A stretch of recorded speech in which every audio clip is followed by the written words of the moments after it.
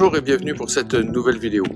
Vous avez pris l'habitude maintenant que je vous fasse des vidéos de tous les endroits où je m'arrête en balade, et jusqu'à présent je vous avais jamais fait de vidéo depuis la ville où j'habite, qui est Saint-Omer. On va réparer tout de suite ces erreurs avant d'aborder bien entendu le sujet qui nous intéresse aujourd'hui.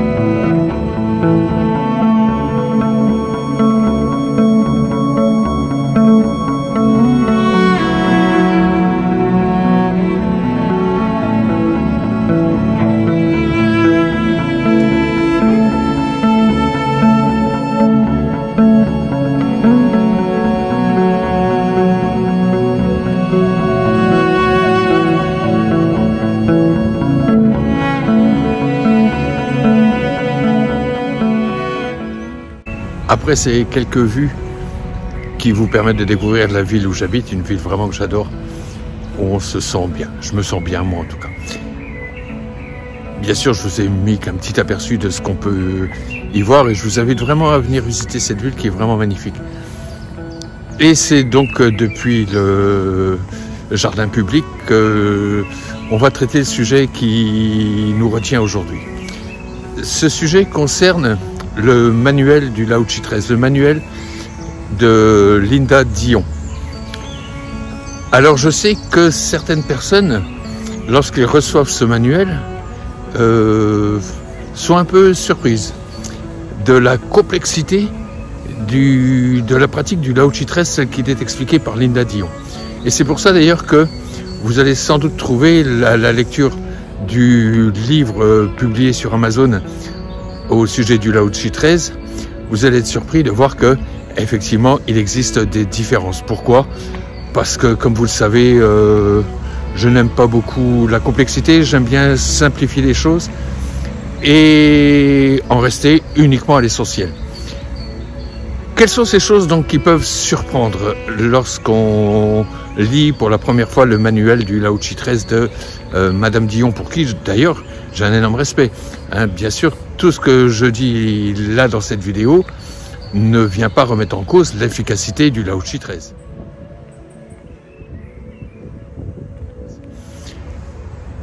La première chose qui peut surprendre, c'est que lorsque chaque jour on ouvre le canal Lao Tzu 13, Linda Dion demande à ce qu'on visualise les archanges. Qu'on les visualise, je vous la fais bref, tel que l'archange Michael est devant nous en vert, que l'archange Saint-Michel est derrière nous en bleu avec sa grande épée, que l'archange Gabriel est à notre gauche en blanc, qu'à sa gauche il y en a un autre en rouge, et devant nous et à droite en jaune. Enfin bon, bref, c'est un pataquès. Et surtout, ça risque de faire peur aux gens qui abordent le Lao Tzu 13 en se disant « Ah, moi, visualiser, je sais pas faire, donc ça veut dire que le Lao Tzu 13, c'est pas pour moi. » Et pour moi, c'est vraiment quelque chose qu'il faut absolument corriger. Le Lao Tzu 13 est fait pour tout le monde, comme toutes les techniques de canalisation énergétique. Il n'y a pas de technique qui soit réservée à une certaine élite qui saurait visualiser, qui saurait ci, qui saurait là. Donc moi, ce que je demande tout simplement, c'est que on appelle les archanges, qu'on imagine qu'ils sont là.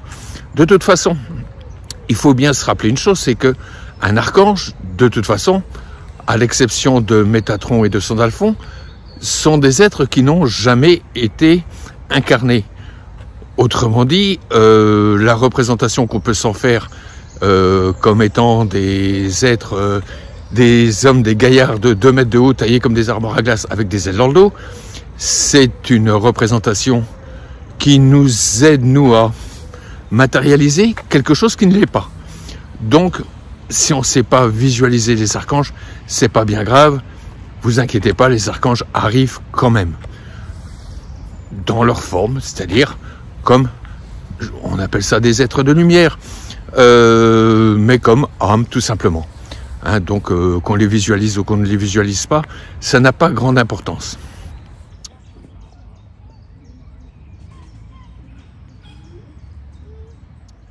Deuxième point, sur certaines positions, Linda Dion demande à ce qu'on imagine au moment où on pose nos mains un rayon de lumière qui passe par notre tête, repart par le chakra du cœur et qu'on visualise une pyramide inversée et une autre pyramide dans l'autre sens. Waouh, waouh, waouh, waouh. Là aussi, les gens qui ne savent pas visualiser vont se dire mais qu'est-ce que c'est que ce truc, j'y arriverai jamais. N'oubliez pas qu'on est dans une technique qui canalise l'énergie universelle. Donc contentez-vous tout simplement de poser vos mains et de laisser couler l'énergie. Maintenant, si vous avez des sensations, des couleurs, de la chaleur, que vous ayez des visions, je préfère appeler ça de l'imagination. On imagine qu'il y a quelque chose. Je préfère le mot imaginer au mot visualiser. Très très bien, mais ne vous forcez pas, c'est pas parce que vous n'avez pas de visualisation que l'énergie ne va pas passer, elle s'en moque de ça. Posez vos mains, tout simplement, laissez couler l'énergie. Que vous visualisiez, que vous ressentiez ou pas des choses, peu importe, l'énergie, elle est là depuis 13,8 milliards d'années. C'est pas vous qui allez y changer quoi que ce soit en visualisant ou pas. Donc ne vous inquiétez pas avec ça. Si jamais vous ne savez pas visualiser, même si lorsque vous faites une séance, vous n'avez pas de sensation comme des picotements dans les mains, de la chaleur aussi ou là, c'est pas grave, l'énergie elle va couler. Moi c'est ce qui m'est arrivé au début où j'ai fait de la canalisation, c'était donc avec le Reiki il y a 25 ans maintenant. Pendant 2 ans, j'ai rien ressenti.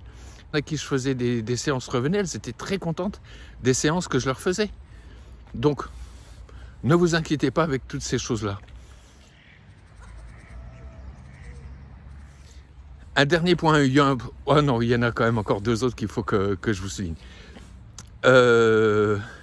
Également, au début de la séance, Linda Dion nous demande de faire un scan de la personne, c'est-à-dire passer notre main au-dessus du corps de la personne, au niveau de l'aura, pour ressentir s'il y a des trous dans l'aura, ce qu'on appelle des trous dans l'aura, c'est-à-dire qu'on sent notre main qui tombe ou quelque chose qui relève, bref, ou une sensation de chaleur ou de froid, enfin une différence dans l'aura.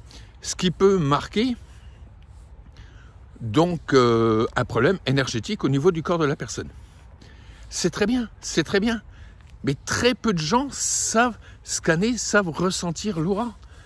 Est-ce que ça veut dire que ces personnes-là ne sont pas capables de faire de la Lao-Tzu 13? Bien sûr que non, encore une fois. À quoi ça sert ça? Donc ça sert à ressentir s'il y a un endroit dans le corps qui aurait besoin de plus d'énergie qu'une autre. Il faut savoir encore une fois que lorsqu'on fait de l'énergétique, une séance énergétique, l'énergie ira de toute façon là où il y en a besoin. Donc qu'on l'ait ressenti avant ou pas, là aussi, peu importe. L'énergie ira de toute façon. Donc cette histoire de scanner la personne, si vous savez le faire, ça peut être très amusant. Mais même amusant, ça ne sert à rien, tout simplement. Et donc une dernière chose pour l'instant, ça se passe au niveau des initiations. Donc il faut savoir qu'en Lao-Tzu 13, il y a 2 initiations. La première initiation est l'initiation à la lumière des anges de guérison. Et la deuxième initiation, donc l'initiation Lao-Tzu 13. Donc il faut bien toujours savoir quel est le sens du mot initiation. Se faire initier, ça veut dire qu'on rentre quelque chose en nous. On initie quelque chose en nous.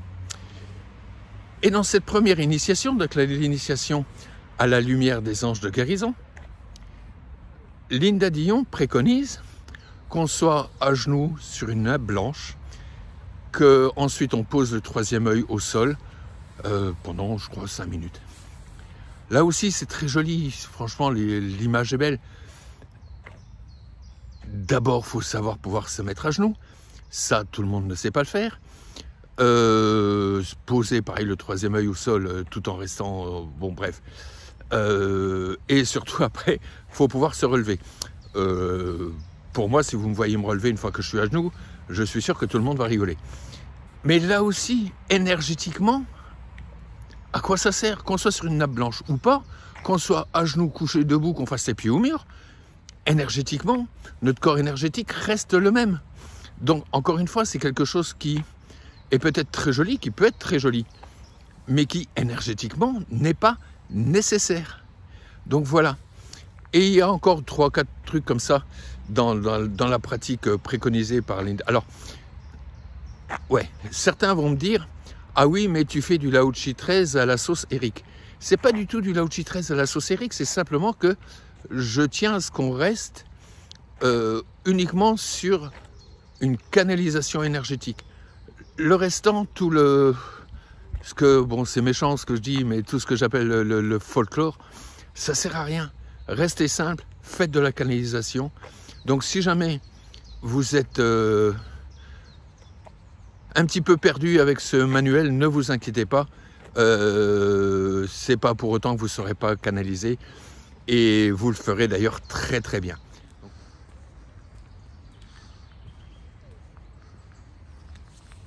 J'espère donc que cette vidéo aura servi à démystifier un petit peu tous les mystères du Lao Tzu 13. Si vous avez des questions, bien entendu, vous pouvez me laisser un message, m'envoyer un mail. Je vous laisse mon adresse là, juste en dessous, dans le bandeau en dessous. Et en attendant, prenez soin de vous et surtout, vivez heureux. À bientôt.